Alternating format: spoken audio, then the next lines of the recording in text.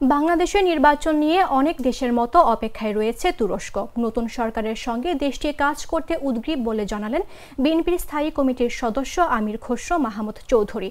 সোমবার বিকেলে গুলশানে বিএনপি চেয়ারপারসনের কার্যালয়ে ঢাকায় সফররত তুরস্কের উপ-পররাষ্ট্রমন্ত্রী বেরিস একিঞ্চি ও ঢাকায় নিযুক্ত তুরস্কের রাষ্ট্রদূত রামিজ সেনের সঙ্গে সাক্ষাতে শেষে সাংবাদিকদের একথা বলেন তিনি।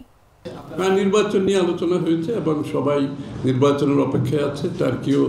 তারাও সবাই নির্বাচনের পরবর্তী যে বাংলাদেশ দেখতে চাই, আমরা যেহেতু বাংলাদেশ করতে চাই, টার্কির সাথে নির্বাচনের পরবর্তী সময়ে যে বাংলাদেশের সম্পর্ক কী হতে পারে, যেগুলো আমি বললাম, এইসব সম্পর্ক কিভাবে আরও বাড়ানো যায় সেটা আলোচনা এসেছে।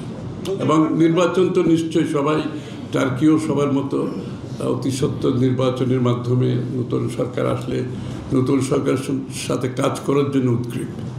জিয়া রহমান সাহেবের সময় থেকে ওআইসি থেকে শুরু করে যে গভীর সম্পর্ক আছে, বাংলাদেশ তুরস্ক সম্পর্ক এখনও তাই আছে, ভবিষ্যতেও সেটাই থাকবে।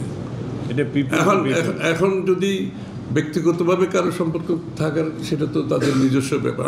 আমি দুই দেশের সম্পর্কের কথা বলছি। দুই দেশের সম্পর্কের কথা যেটা আলোচনা হয়েছে সেটা সবসময় ছিল, এখনও আছে, আগামী দিনেও থাকবে।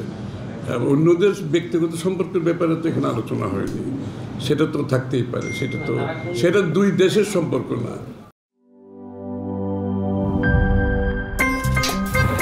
আমার একটা স্মার্ট সিদ্ধান্তে 25% গ্যাসের খরচ কমেছে। ভাবছেন কিভাবে?